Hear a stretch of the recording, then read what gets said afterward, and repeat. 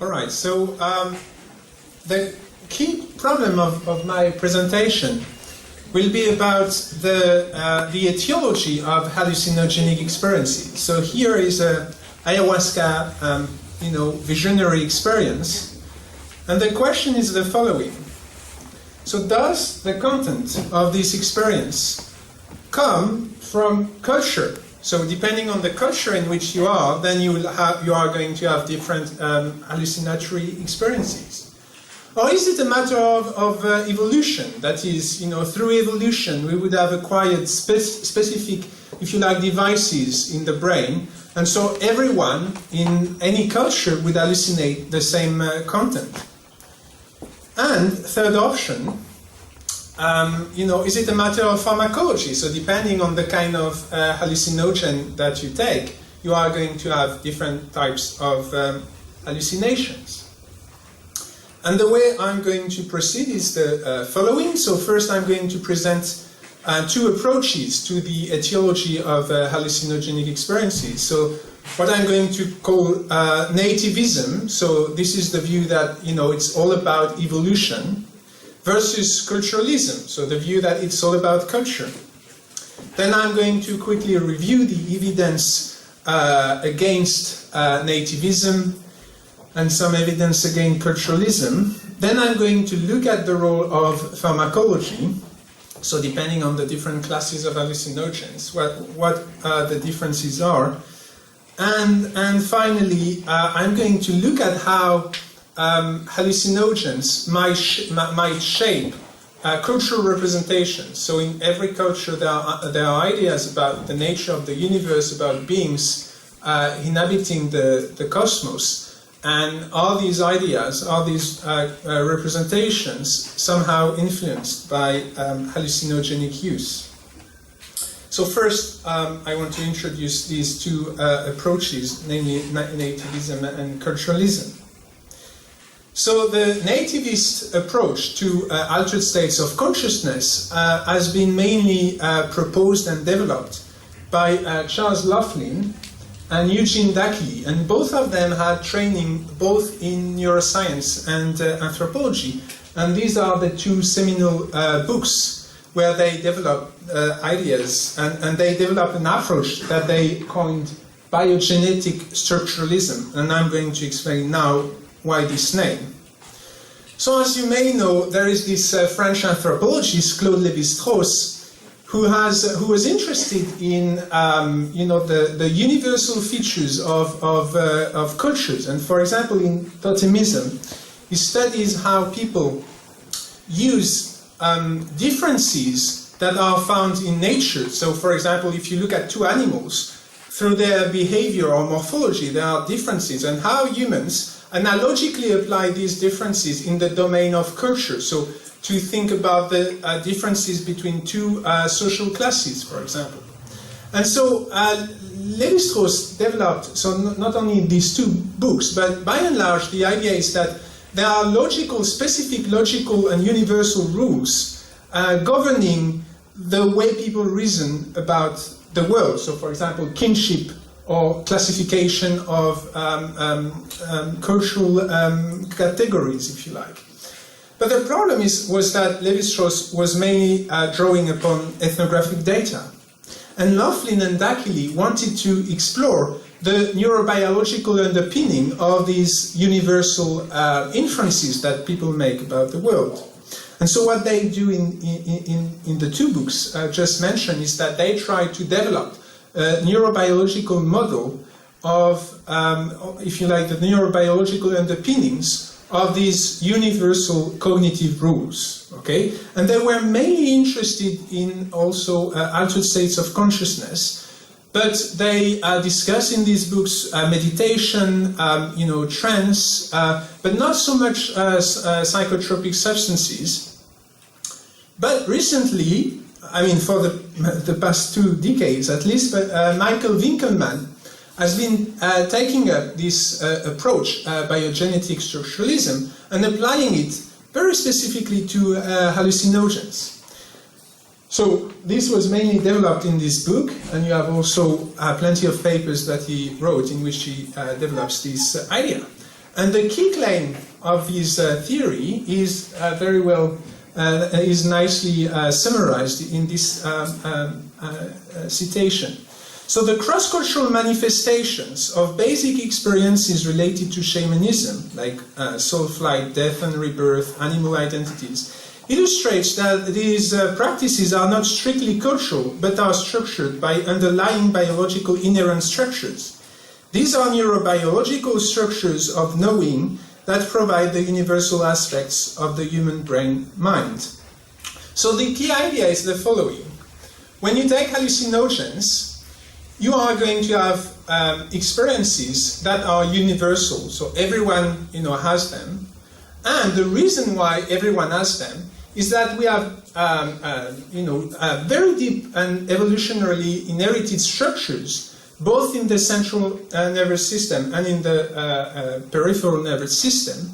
And hallucinogens, if you like, tap into these structures and activate these structures. And as a consequence, we have all these universal experiences. And I should mention that biogenetic structuralism is closely related to two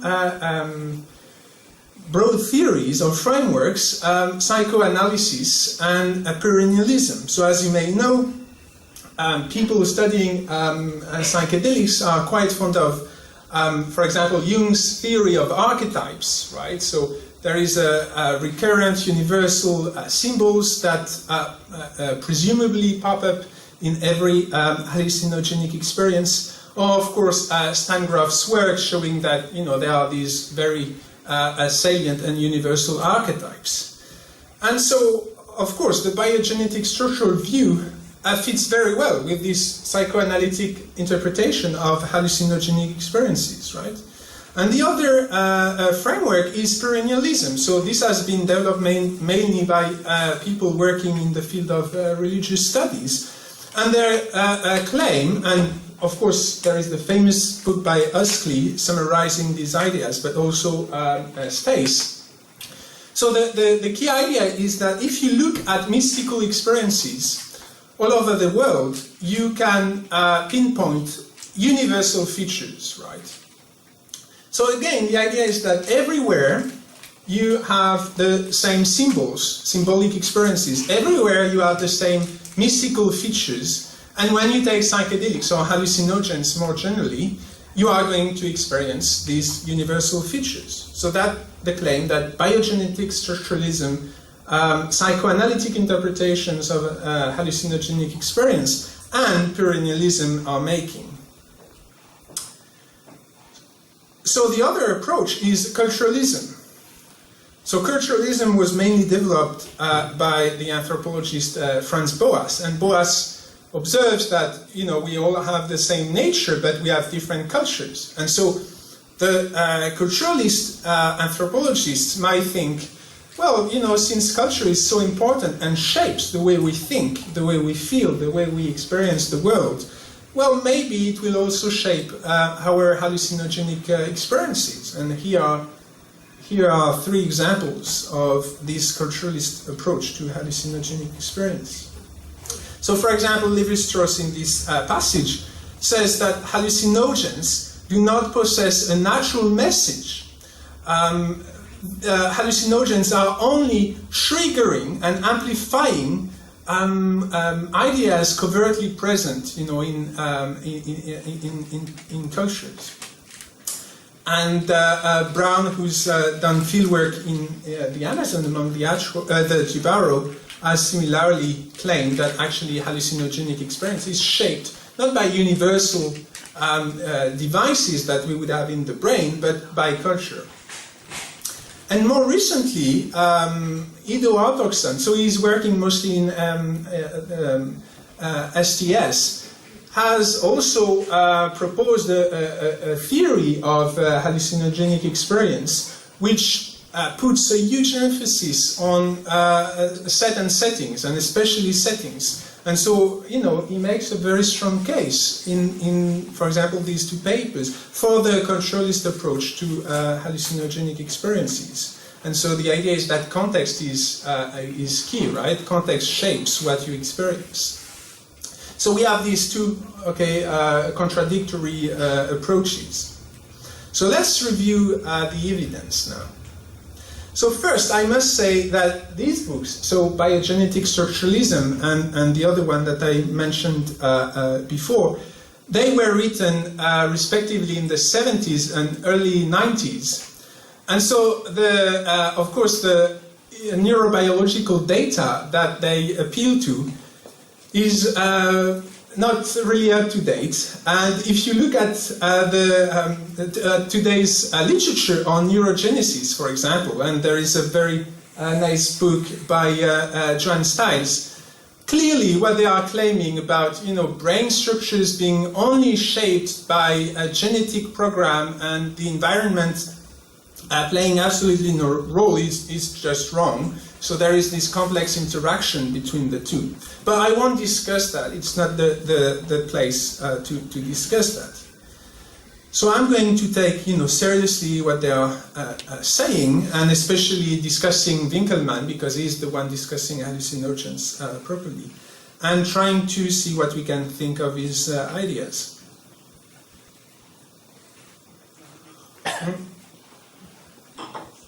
So the kind of claim that Winkelman is making is, for example, it seems that there is a universal feature of hallucinogenic experiences is, seeing faces and eyes.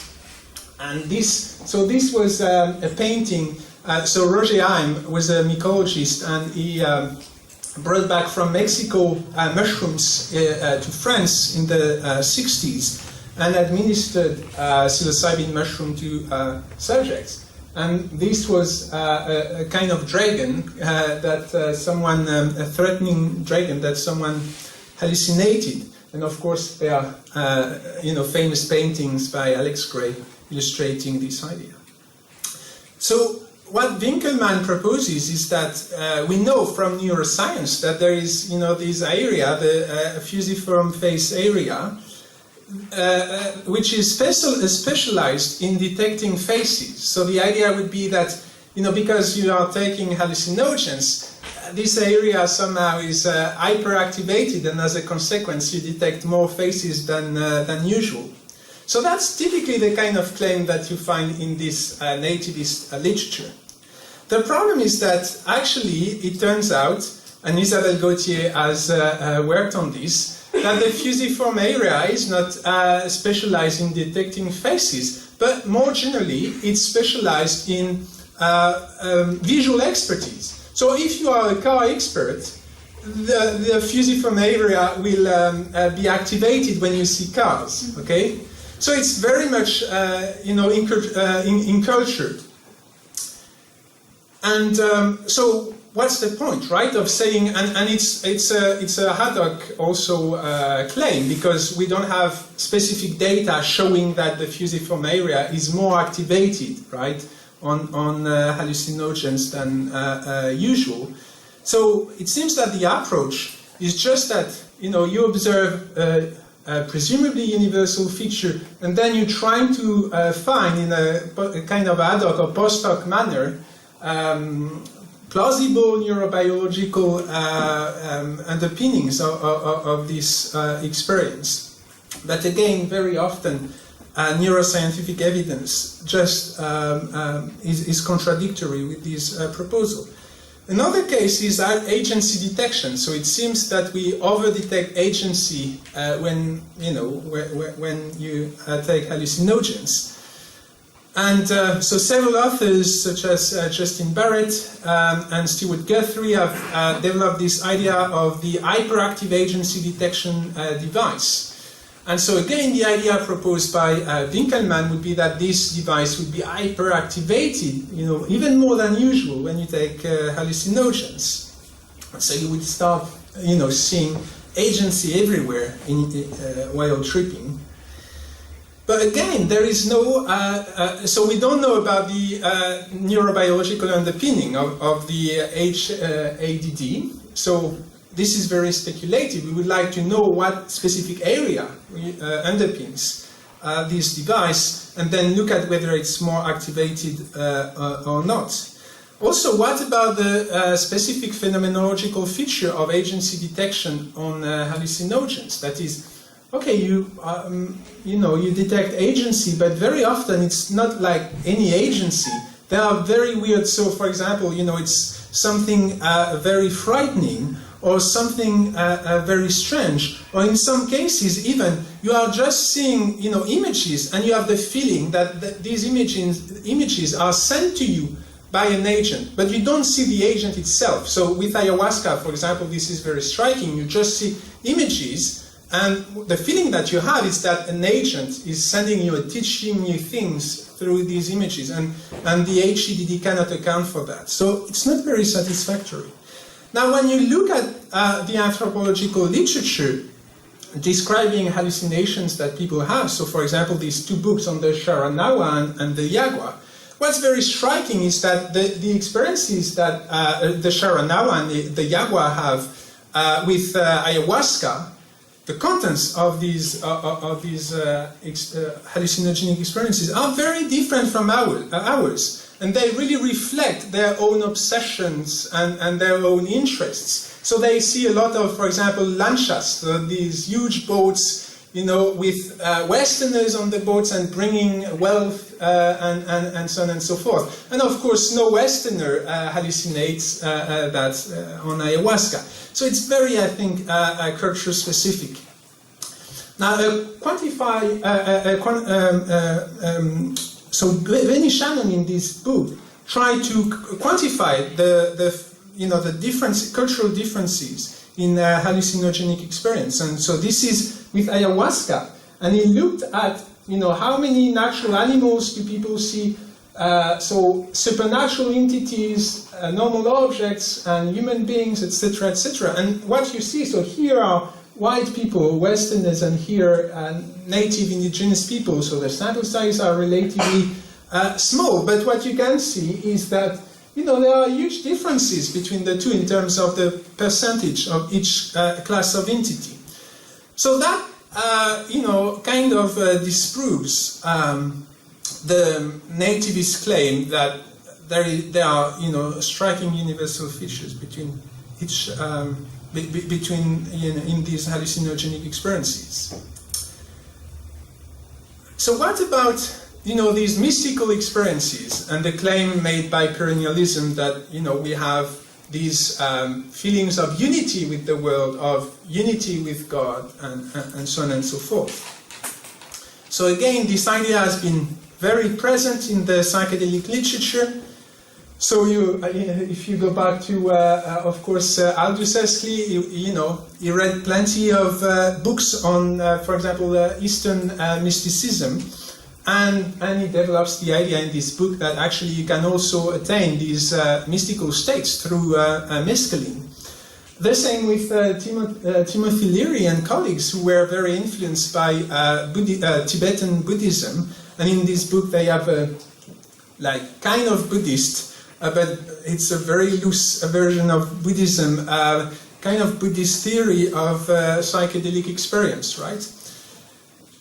And what's very interesting is that, and of course more recent work also on this, what's very interesting is that all these people, who took psychedelics, they were, fond of writings of Christian mystics and Eastern mystics. And as it happens, when they took psychedelics, they had these mystical experiences.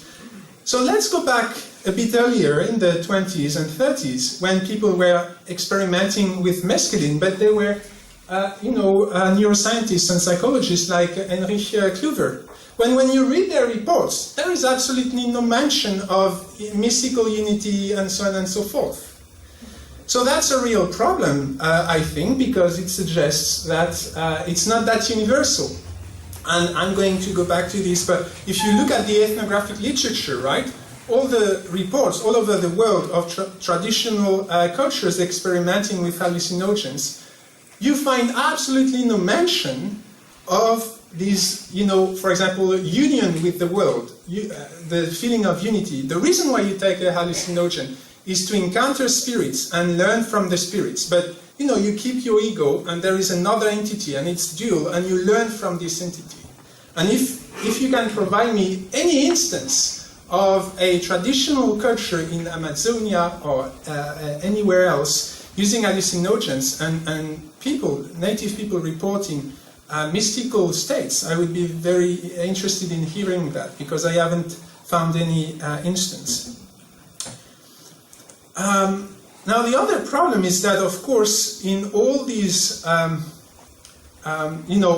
so biogenetic structuralism and the psychoanalytic interpretation of hallucinogenic states, and also perennialism, the authors, they mainly, look at a specific class of hallucinogens. That is, serotonergic hallucinogens. But actually, there are plenty of other hallucinogens which are worth looking at. And here, for example, is an illustration of this. So, when we think of ayahuasca, psilocybin, LSD, and so on and so forth, these are serotonergic hallucinogens. But of course, you have cannabinoid hallucinogens. You have cholinergic hallucinogens. So, for example, beta-carbolines, they mainly inhibit acetylcholinesterase, so they increase the concentration in acetylcholine. You have antihistaminic hallucinogens. So, if you take a lot of Benadryl, you are going to have crazy hallucinations. Nicotine. So, in the Americas, one of the main hallucinogenic plants was actually tobacco. So a specific species of tobacco, the rustica version, which has 10 times more nicotine than the tobacco that we are used to. And you can very easily hallucinate taking this tobacco. There are nice. There is a very interesting monograph by Johannes Wilbert on this. Kappa opioid hallucinogens, so that's Salvia Divinorum. And of course, the effects are very different, for example, from classical psychedelics.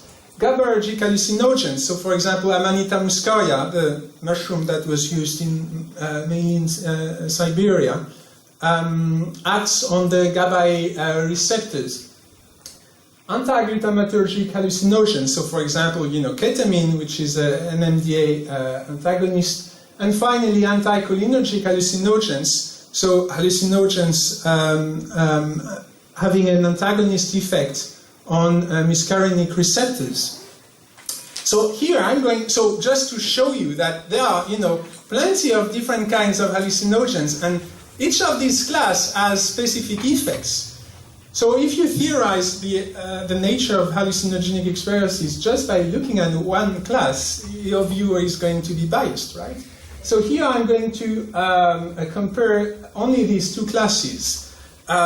So just to illustrate a bit, so these are plants which are anticholinergic plants. So if you take them, you are going to have anticholinergic, typical anticholinergic experiences. And here are some plants and cacti, and also an animal having serotonergic effects. So what are the main differences between serotonergic and anticholinergic hallucinogens? So here are among two very fine and detailed phenomenological description of the effects of serotonergic hallucinogens. And this is a long and extremely interesting paper written in the 70s on anticholinergic hallucinations. And so drawing on, and there are plenty of other studies comparing the phenomenology of each class, but drawing on all these studies, we can pinpoint key differences between the two classes. So one is the sense of reality. So when you take psychedelics, so serotonergic hallucinogens, most of the time you are lucid. So you know that you've taken a hallucinogen, and that these hallucinations, they may feel very real, but real in a different sense than ordinary reality, right? While with anticholinergics, you forget that you've taken hallucinogens, and you take everything at face value. Okay, so no lucidity anymore. Also, there are differences in the hallucinatory objects. So with serotonergics, you are going to hallucinate very fancy beings, so supernatural beings, chimeras, like very extraordinary beings and scenes. With anticholinergics, you mainly hallucinate very plain things, such as animals and people. Also, so heterocampine versus homocampine hallucination. So this means when you take serotonergics, you can, you are still able to see the ordinary world, but you will have also, visions about kind of another world, as opposed to the hallucinations that you have with anticholinergics, which typically consist in adding objects or beings in the ordinary world. So, for example, I would hallucinate someone sitting in this chair, right? And I couldn't make any difference between that hallucinatory object and the surrounding objects. So that's not true when you take serotonergics. So also there are no antoptic, so geometrical hallucinations with anticholinergics. There is no apparently any strong or significant ego or bodily alteration with anticholinergics. There is no sensory delight. So music, is not that nice on anticholinergics, while with serotonergics you really, tremendously enjoy music and any kind of sensory stimulus. So also with anticholinergic, most of the time you may lose consciousness during the experience and don't remember much afterwards about what you experience, which makes it not a very interesting hallucinogen, because when you trip you want to remember the trip, right?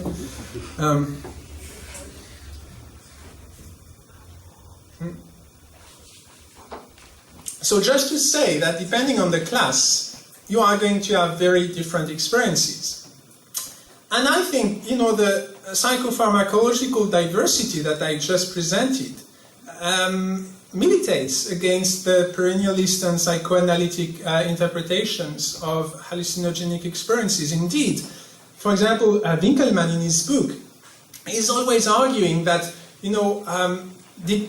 regardless of the hallucinogen that you are taking, you are going to have the same experiences. Okay? So there is this view that, regardless of the mode of altering your consciousness, you are going to have the same altered experiences. And what I'm just showing is that, no, depending on the etiology, you are going to have very different experiences.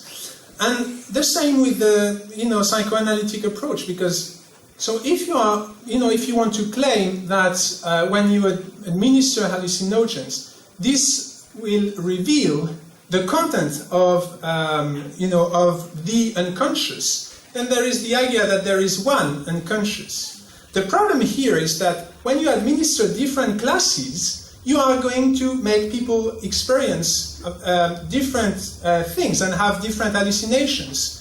So then, you have plenty of different, unconscious content. So what's the real unconscious if there is only one unconscious? And I think the psychopharmacological diversity is also a problem for the culturalist approach, because these people claim, the only thing that really matters is culture. And what I'm showing is that, the specific kind of hallucinogen that you take really matters as well. So the pharmacology is a key factor in shaping the content of the hallucinogenic experience. So the next thing that I'm going to do is trying to see, what's the respective contribution of pharmacology and culture in the shaping of hallucinogenic experiences. Because I think I've, shown that the evolutionary aspect is not a key factor in shaping hallucinogenic experiences, but culture might be, and pharmacology seems to be. So let's see how the two interact. And I'm going to study three cases. So one is datura rituals, which were, so it was in the pre-colonial area. So Californian Indians were doing datura rituals. So datura is an anticholinergic plant. The second case will be traditional use of ayahuasca in Amazonia. And finally, I'm going to look at the Jivaro culture, in which they were using both anticholinergic and serotonergic plants. So here are some references if you are interested on the Californian Datura rituals. So these are the pre-contact Californian tribes, and what's interesting is that it was mainly the tribes of the south and a bit the Yokut of the center who were doing these rituals, but not those of the north. And so when you review the literature on these Datura rituals, what's very striking is the following. So the frequency of the Datura ritual is very low. That is, you do this ritual, a few times a lifetime, not very often. And mainly it's an initiatory ritual, right? So you do it, for example, to become an adult. So people don't do it very often. 1, 2, 3 times a lifetime. The sensory environment, so if you look at the ritual itself, so the sensory environment is very poor. So there is no singing, there is no specific sensory stimulation. People are not, of course, not dancing. When you do Datura, most of the time, you just lose consciousness and you start kind of sleeping and hallucinating. And so you cannot really move, dance, or anything like that. So interactions between participants are absent, okay? So you cannot communicate. You are really in your world. The content of the trip report, it's very poor. So most of the time after the trip, people say, I received, this message from the spirit that I encountered, and that's all. And this is probably caused because of the amnesic effects of anticholinergics.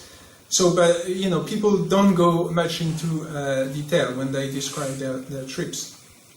And then there is a lot of what we could call post-hoc reconstruction or instruction. That is, before and after the experience, the elders of the culture will teach. So typically, they would administer Datura to the young people, and then after that, during a few days, they would instruct them about, teach them about the nature of the cosmos, about moral rules, so it was kind of a mean of making them very suggestive to receive all the ideas and the dogmas that you wanted to insert into their minds.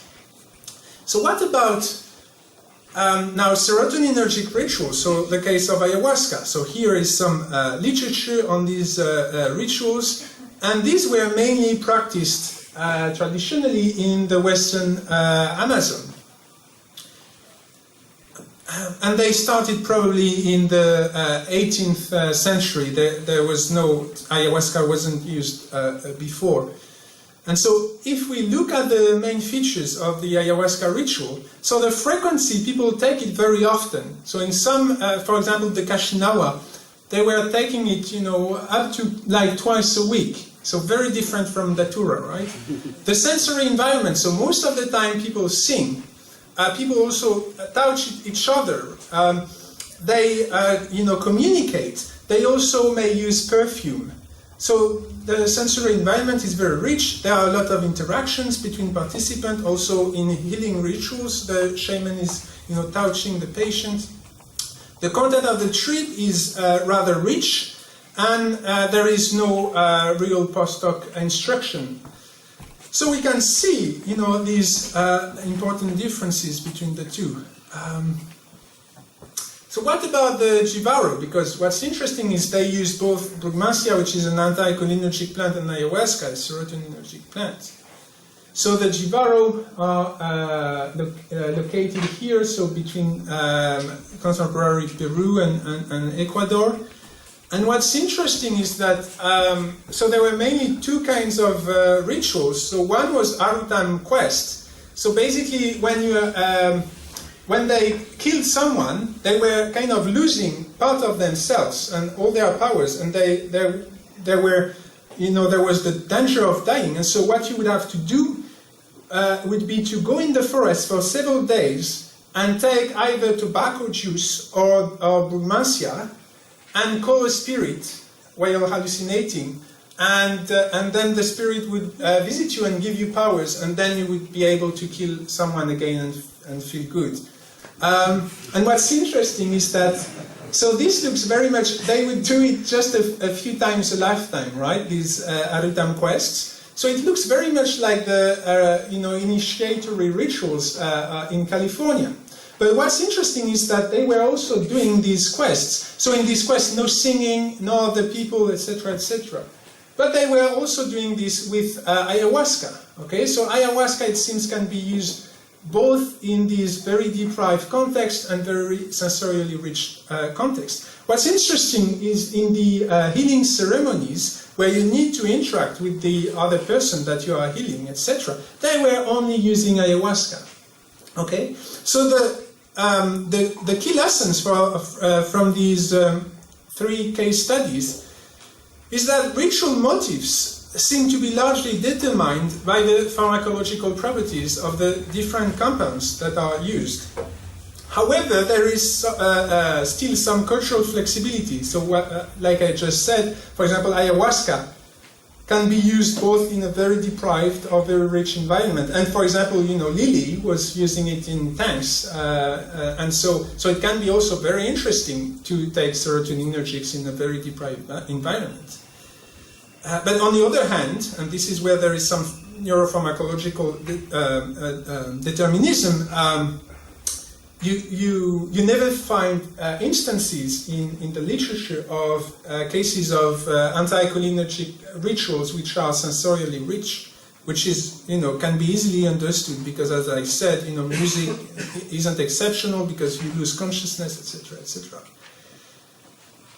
But still, culture seems to have, some importance because, for example, when the Californian Indians report their trips, they say that mostly they encounter animals, okay, so animal spirits. While of the Jivaros, the Arutam that they meet is it's like a ghost, and so you can see that the content, okay, is not directly shaped by the pharmacological compound itself, but by culture. But there are other aspects of the ritual which are directly determined by pharmacology. So most of the features of hallucinogenic experiences are explained by interactions between culture and pharmacology rather than by evolutionarily inherited contents that would be activated by these substances, as Winkelman, for example, would claim. So how am I doing in terms of time? Because I activated, so I can see 10 minutes, but 10 minutes? Okay. So I will have time then to go through this part as well.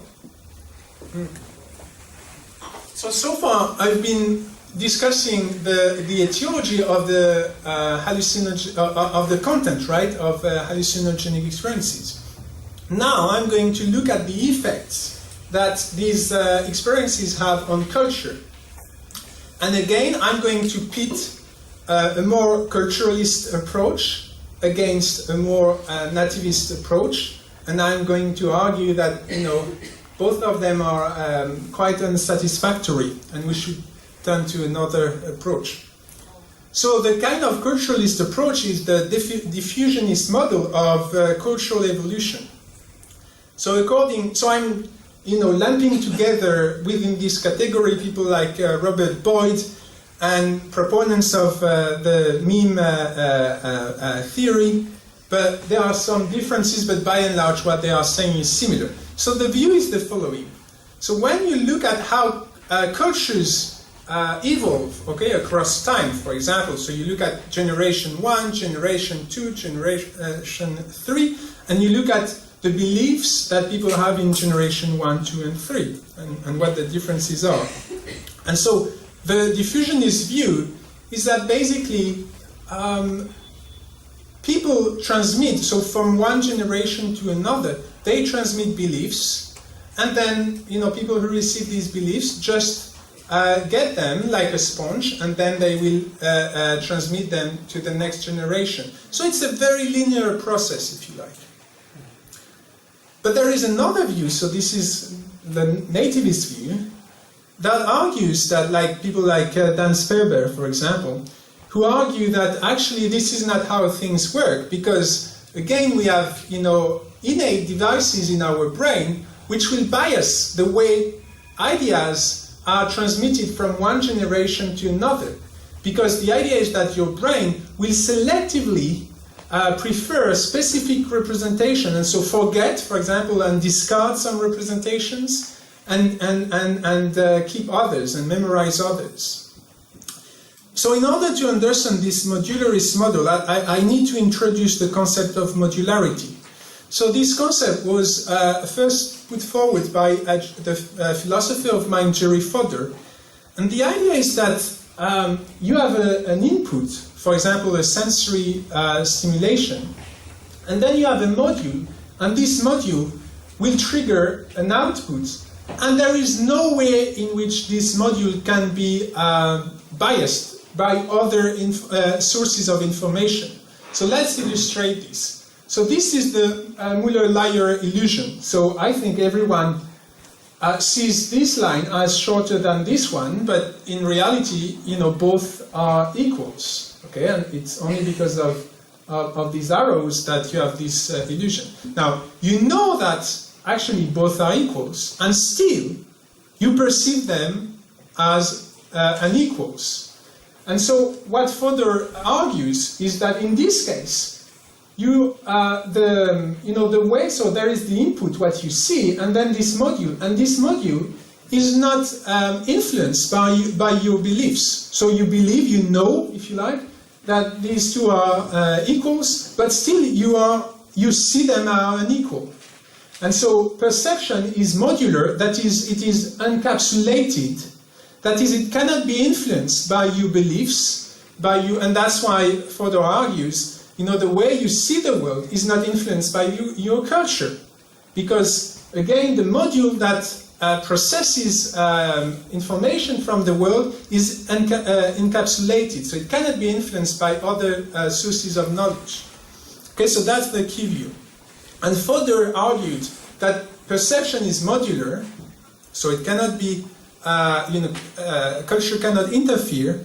And other people like Dan Sperber and also proponents of evolutionary psychology like Cosmides and Tooby have argued that actually this is true not only of perception but also of all your concepts in your mind. Okay, so you have concepts and devices that have been shaped by evolution, and these are triggered by specific stimuli, and culture cannot interfere in the triggering of these modules when presented with the relevant stimuli.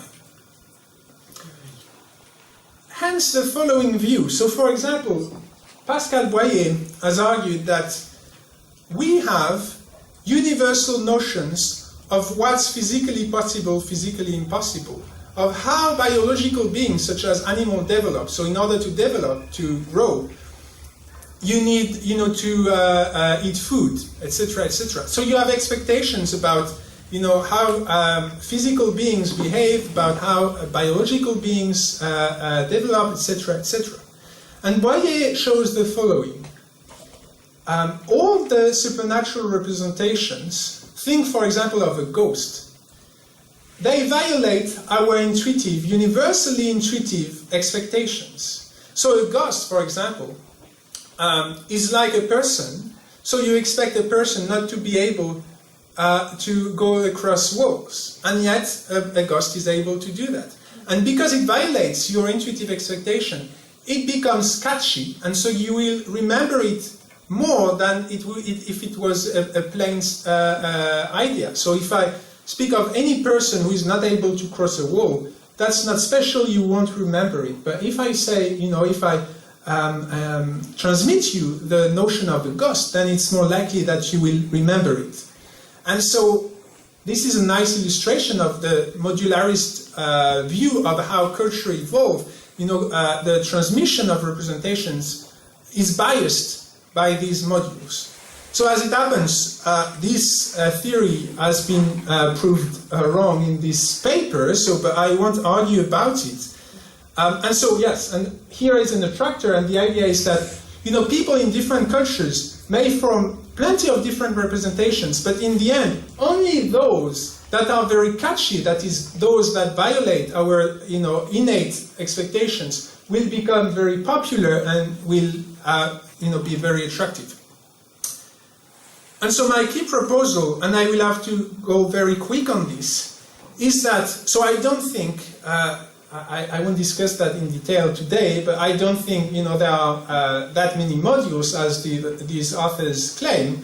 But what I do think is that actually when you take a hallucinogen, it is a way to change the way you process information from the world, okay? So there is input, and usually you process input in a specific way, and so you trigger specific output. But if you take a hallucinogen, then you will, the outputs of your cognition and perception will be different, and as a consequence, you will transmit to the next generation different ideas about how the world is.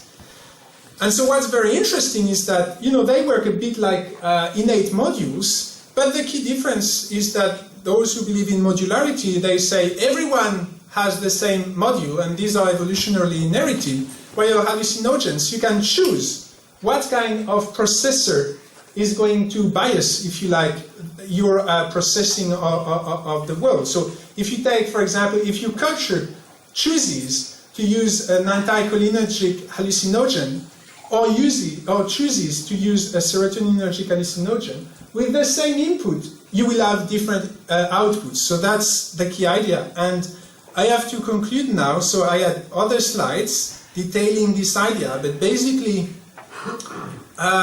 the key point is that with the same input, depending on what processor you have, and you can choose again this processor just by using a specific hallucinogen, then you will have different outputs. And so, depending on whether you use one or several hallucinogens, different attractors will form, and so different cultures will be. If by culture we mean the different sets of beliefs, then different cultures will result from the use of different hallucinogens. And so just one more minute to say that, of course, one claim would be that hallucinogens crucially shape culture. So they would determine in a very systematic way our beliefs and our ideas about the world. And this has been proposed by some authors, and defending this idea that, for example, Carl Ruck argues that all traditional cultures have used hallucinogens, and therefore all our religious ideas actually come from hallucinogenic use. And I had several slides on this, just to show that this is absolutely wrong. So if you go through the anthropological literature, you realize that actually only in very few areas in the world hallucinogens have been traditionally used. And in red, there is no use. Some people have claimed that in the Americas everywhere hallucinogens were being used. This is not true. So you have huge areas in which there was no hallucinogenic use. And I think this is very important because not every culture chooses to use these special processes which are hallucinogen. These are very powerful tools which alter the way we process information and which bias interfere in our shaping of beliefs. And I think cultures are somewhat aware of this, and it needs to be explained why actually so few cultures have decided, traditional cultures have decided to use hallucinogens. And I'm going to skip the conclusions and just to say that against the key claim of nativism, so the key claim is our brain is hardwired, and is a hardwired information processor. Okay, so we are all endowed with the same processor, and we all process the world in the same way. And hallucinogens are very interesting because they show that you can hijack, even assuming that there is such a thing as an innate processor, you can hijack it by using hallucinogen and totally changing the way you process information from the world. And this is evolutionarily a very important thing to realize. And here are some papers where I developed these ideas, and there are more coming in preparation in English. And I wanted to conclude to finish by mentioning this research group, interdisciplinary research group, and every year we publish a series of interviews with researchers on altered states of consciousness, and these bulletins can be downloaded for free on our website. And I'm done.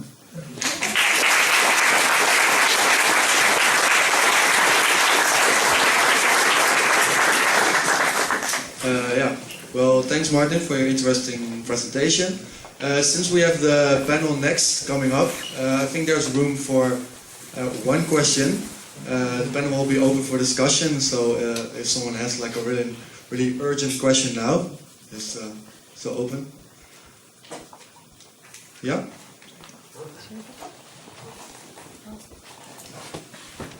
Very interesting talk, thank you.